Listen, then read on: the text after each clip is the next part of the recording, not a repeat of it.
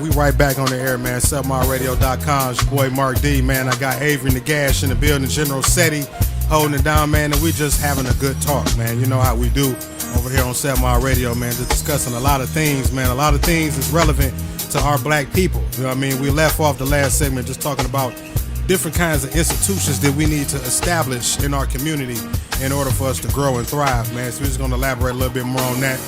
You said one of the things that you touched on was, what is it you said? Because we said media outlets, banks, education, and then you said politics. Politics. And we're gonna elaborate a little bit more on that, man, because that may be one of the most important elements of institutions that we need built in our community, because without those people, those politicians that are in power, like, we can't get a lot of the things that we need. Banks built, black media outlets with the regulations passed, you know, or not regulated to where we can publish content that is relevant to us, where it won't be biased to a certain agenda. Education institutions to where they will be educating our youth with the right information. How can we get all of that passed if we don't have politicians that will put things in place that will get that, make that happen? So that's a good point that he brought up, man. So what are some other things that you think that y'all think we need to establish out here for ourselves? We need, in my opinion, some kind of programs to kind of get people back again trusting each other. Like, we just need some kind of community programs that can build the trust back within the community, because a lot of times, like we were speaking earlier, that when you see some individuals that might not look like they're the best kind of people walking down the street, you tend to not trust them and you tend to go the other way. We need to build some trust in the communities, and that's going to also build some momentum to get the ball rolling. We need to that's just what that is morale. We need to lift the morale, man. You know what I mean? We just need to lift the energy, and that comes from small things like keeping the communities clean. You know, because like when people, it's all an impression thing. You see these individuals that fit whatever kind of a description that you feel is threatening. You know what I mean? That's part of the environment. That's a visual thing. So that kind of goes with trash and glass and all, you know, just being around, like houses tore down. You know what I mean? We need to take care of our surroundings. You know what I mean? So that'll help uplift the morale and make people more comfortable with walking up the block. You know what I mean? Because now, go back to the politics, because it's up to the government, the city government, to put back into the communities. You know, a lot of it is already tore down, so we don't want to just keep that up. We want to rebuild it. I mean, go back to them politics. And look at what we have in Detroit going on right now. How did we go from this issue that we're talking about right now, the appearance of our community, with, you know, we had the blight scandal. Right. That got overshadowed by the water scandal. Then that got overshadowed by the DPS shit. So it's like every time we stay, and none of these issues have been resolved, by the way. No. It's still open issues. We're not even going to talk about the fact that, I mean, Avery, I don't know if you've seen it or not, but the water, I actually tested the water in Detroit in February, and the video went viral because our shit got lead in it too. And now 2 months later, we got this big thing. Oh, we got the water issues at DPS. We told you about this months ago. I mean, do we need to talk about the air issue? I mean, we have a air crisis in Detroit that nobody is speaking on, with all of this high concentration of factories that is in in our urban communities, and we breathe in the toxins in community. Why people every year can we all attest to this, at acceleration in the crime? Like every summer, we just expect it now. First 70-degree weather, we just sitting back waiting on the news to pop, right? Because we know that's what it is in Detroit. It's something in the air. It's something in the water. When it warms up, it's some chemicals. That shit reacts. And it's so deep that people think it's Hollywood as hell for it to be actual facts. Right. That shit ain't Hollywood. No, it's real. And you know it's something in the air. The old time, you know what I'm saying, our elders tell us there's something in the air, there's something in the water. They ain't motherfucking playing. Earth, Wind & Fire spoke about that. They were saying that Earth, Wind & Fire was speaking about that in their music. If you listen to some of their songs, they were speaking about some of the things that we are facing today. So the past OGs and the past people were trying to give us some insight into some of the problems that we are coming to face now and seeing. And I just also feel that a lot of times we are reactive instead of proactive. Too much, too out, too Right. out. Like we and it is automatic that we're always on the defense because we are reactive instead of being proactive. We spend more energy all the time on the defense as opposed to preparing ourselves to not get in these predicaments in the first damn place. Correct. But at the same time, being proactive means being revolutionary. Right. Because you saying you gonna do some things to prevent this. Right. And so what we have to understand that it's in the white man's agenda for this to be happening. So if you think you could be just talking about singing songs, having a picnic, come on out, that's considered an act of war for the white man. We don't want you niggas gathering and being happy. Anybody know the history behind You the hear word me? picnic, by the way? Pick a nigga. Oh, I did not know, but I do know now. Wow. Another one that just came to mind. Does anybody know the history behind hush puppies? Know that one? no. Hush puppies, the little balls of corn that we Right. get from Long John Silver's on that shit. So when the slaves escaped from the plantation, they took little balls of cornmeal, you know what I'm saying, to drop along the trails when they was running, to divert the dogs that the slave masters had. It made the puppies hush. Wow. That's deep.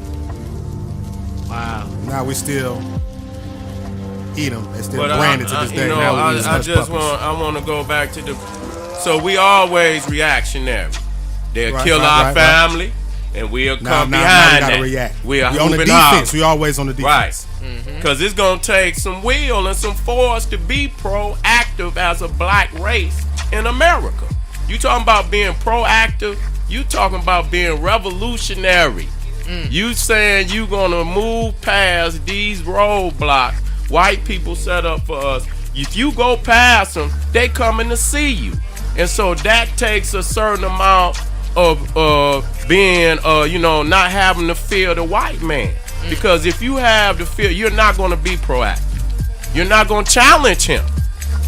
And that's, to be proactive, you challenge it. You say you coming first. That means you taking the first step. You taking the first step. Got to. So that's revolutionary. And that's why most people don't want to challenge for the number one spot. The white man got the number one spot.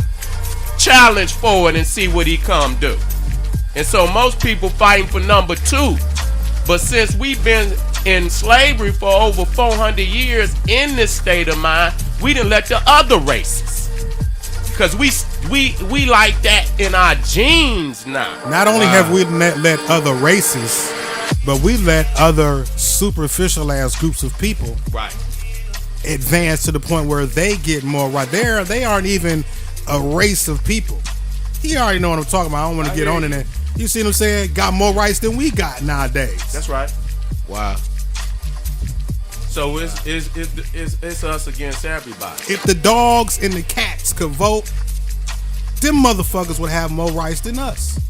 If the trees and the leaves could vote, if the grass could vote, Wow. the grass would have more rights than our ass. But that's why we got to go back to Marcus Garvey. Cause we only 1/3 of a man. And we're going to stay We 1/3. ain't changed that shit since it happened. We ain't challenged that. We wasn't proactive on that shit since we You still gonna have to sitting here in it. challenge We it. still sitting here in it. You're going to have to challenge We the still white sitting man. here 1/3 of a man. Right now, all four of us sitting here, we still is a 1 1/3 of a man. We are only a little over a It whole takes man. 4 niggas to make a man. Wow. Now, We a man all together. And shit, we a man. now, do you all feel that This shit. violence is the means to a better end, or do you feel that we have to? I asked Dr. Umar Johnson, with all of our, with knowing that all of our black leaders, people of knowledge and power, has been came for, you know what I'm saying, assassinated even, you know what I mean? did he ever fear for anything or anybody coming for him? You know, he said in order, don't quote me on the exact words, but in time of any revolution or change, there had to be bloodshed. So when you talk about what you just said, it's like, we just got to be prepared for it. It's not nothing that we need to be scared of. Everybody ain't gonna make it. You know what I mean? To see the quote unquote promised land or whatnot. It's gonna take some of us to lead to. That's gonna be part of the sacrifice. And you know what? I'm gonna take a very serious, proactive, cause I know that's hard, and that's why I'm here. That's why Colin Muhammad was here. We done everything that we could do for the crack. We done bent over every motherfucking way we can bend. We done pleaded. We done begged. We done been fair. We say all we want to do is just have a crumb. That's all we've ever done. You know what I'm saying? And look what it got us. You see, look what it got us. And so we must understand that in order to be free, we are going to have to fight this cracker. And I won't say, and we're going to have to win, in any respect. And it's going to have to be a global fight because he's killing our babies. The fight has already begun. And so sometimes we we make reactionary answers. I'm just being upfront because we still have, and I have to, it be tingling in my heart sometimes, but I know that I have to say it. I have to say it. You see what I'm saying? We done everything other than fighting. Do you feel like we are mentally? Do you all feel like we mentally prepared for this fight? I believe we are. Okay. I believe my people ready. I believe that the pressure on our people is so heavy that when they finally see that one spark that is on, they're gonna rise to the occasion. I believe that. We have always done it. We've always rose to the occasion. There's never been no time where we have not risen to the occasion. And I believe our people gonna do it real soon. Wow. I have to have faith in my people. I wanna play an excerpt from this movie, A Bug's Life. This is basically a depiction of the white man in a secret meeting discussing black people and us rising up in our numbers. And it's basically, if I play it, I guess it will explain itself better than I can explain it. So just listen to this. There was that ant that stood up to me. Yeah, but we can forget about him. Yeah, it was just one ant. One ant. Yeah, you're right. It's just one ant. Yeah, boss, they're puny. Puny? Say, let's pretend this brain is a puny little ant. Did that hurt? Nope. Well, how about this one? Are you kidding? How about this?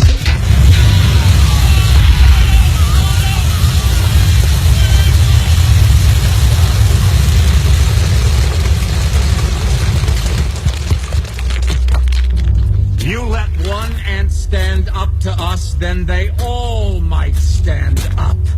Those puny little ants outnumber us 100 to 1. And if they ever figure that out, there goes our way of life. It's not about food. It's about keeping those ants in line. That's why we're going back. Does anybody else want to stay?